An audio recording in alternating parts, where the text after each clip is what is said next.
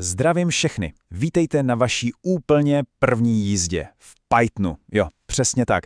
Představte si programování jako autoškolu, kde se učíte krotit fakt silný stroj.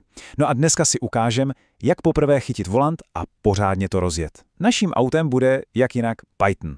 Tak co, jsme připraveni nasednout, nastartovat a převzít velení? Super, jdem na to. Fajn, tak jdeme na to. Každá, ale úplně každá jízda začíná čím? No jasně, musíme nastartovat. A hele, v programování to není o nic jiný. A ten náš klíček v zapalování, to je příkaz print. Je to vlastně taková funkce, která říká počítači, hele kámo, teď mi tohle pěkně vytiskni na obrazovku. Zkuste to. Uvidíte, jak ten motor hned naskočí a počítač vás poslechne na slovo. A bum.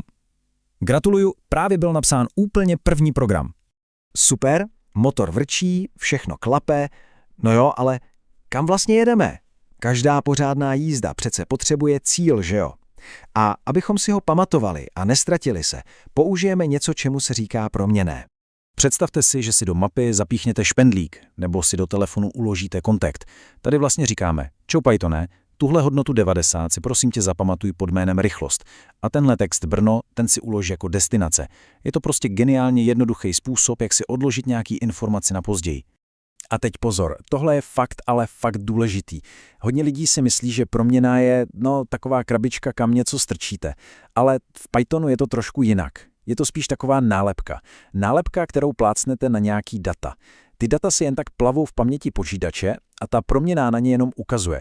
A víte, co je na tom nejlepší? Na jedna a ta samá data můžeme nalepit klidně víc nálepek. Je to, jakoby jedno město mělo dvě různý jména, ale pořád je to to samé město. Když tohle pochopíte, máte v Pythonu napol vyhráno. Fakt. Dobře, jedeme dál. Hele, na každou cestu se hodí jiný auto. Asi nepojedete stěhovat skříně ve Ferrari, že jo? No a v Pythonu to máme úplně stejně. Máme taky různý vozidla pro různý druhy dat. Tady jsou 3 základní kousky z našeho vozového parku. Takže pro celá čísla, třeba kolik lidí sedí v autě, máme int. To je náš spolehlivý nákladák. Pak pro desetinná čísla, jako třeba spotřeba paliva, máme float. To je takovýto moderní auto s přesným palubním počítačem. No a nakonec pro texty, vzkazy a tak máme str. To je naše rychlá motorka, co doručí každou zprávu. Tak jo, auto máme vybraný, víme kam jedem. Co teď? No, je na čas se naučit se pravidla silničního provozu, abychom se někde nestratili nebo hůř nenabourali. A v Pythonu jsou těmahle pravidlama, no jasně, matematické operace. A tady jsou naše základní dopravní značky.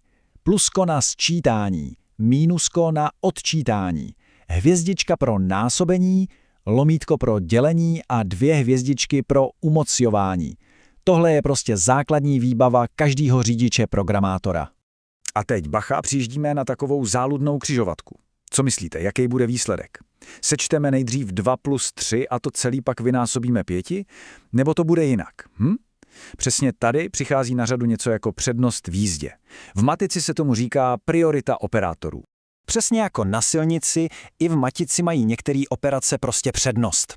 Existuje na to super mnemotechnická pomůcka. Prosím experta milého, drahého asi spatřit, zapamatujte si to. Největší přednost mají závorky. Pak umocňování, po něm násobení a dělení, ty jsou si rovny. A úplně na konci je sčítání a odčítání. Jednoduchý, co?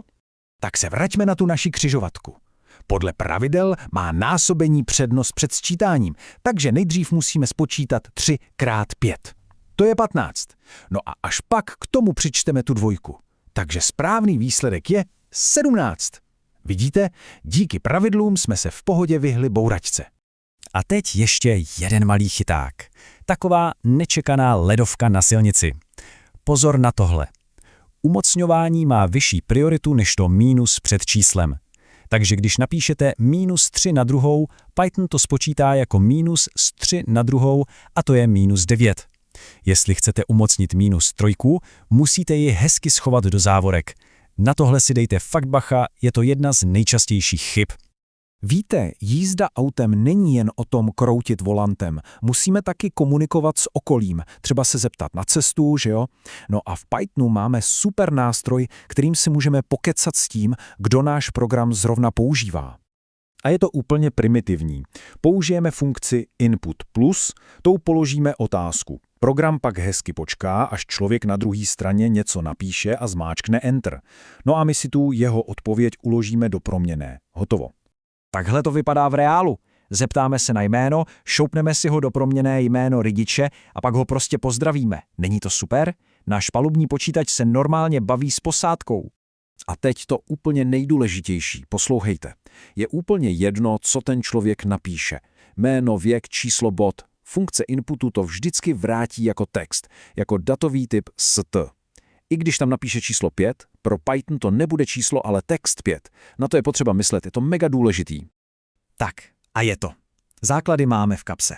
První jízda je za námi a ten pomyslný řidičák na Python je v ruce. Takže teď ta nejdůležitější otázka, kam se s ním vydáme příště. Svět programování je totiž obrovská mapa plná neprozkoumaných cest a možností. Tak šťastnou cestu a kolama dolů.